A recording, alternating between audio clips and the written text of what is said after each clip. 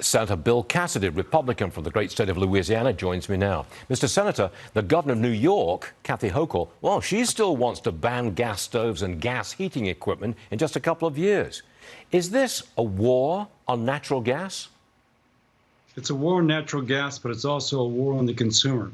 New York pays about 9 to 10% more for their electricity cost already. And the governor of New York wonders why people leave New York. As soon as they retire, they're on social, they move to a state with a lower cost of living because of the high cost of living in New York. She's about to make that 9% even higher. It's bad for consumers. It's a way to meddle in their lives, and it accomplishes almost nothing. They want us all to convert to electric stoves and electric heating. Where's all the extra electricity going to come from? Well, I think New York is thinking that it's going to come from offshore wind. But the cost basis of offshore wind is going to be far more expensive than that which would come from your nuclear, your natural gas powered plant. And so they're going to replace the energy from natural gas with much more expensive offshore wind. It's going to drive up their cost even more than they're 9% higher now. And people living in New York will once more wonder why they are.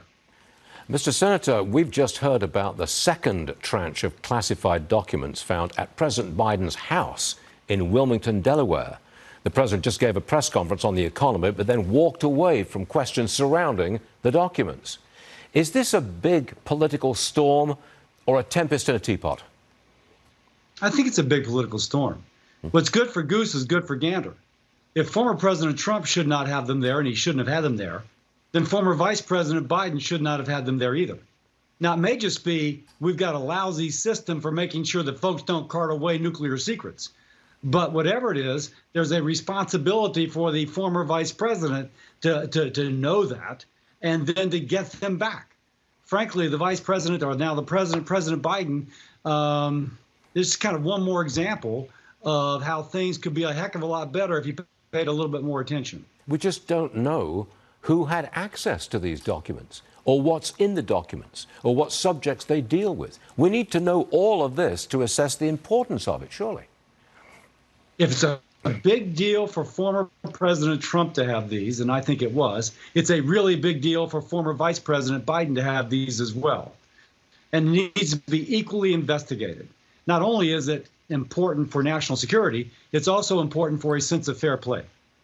Mr. Senator, thanks very much for joining us on such short notice about a developing story, but it's always appreciated. Thank you, sir.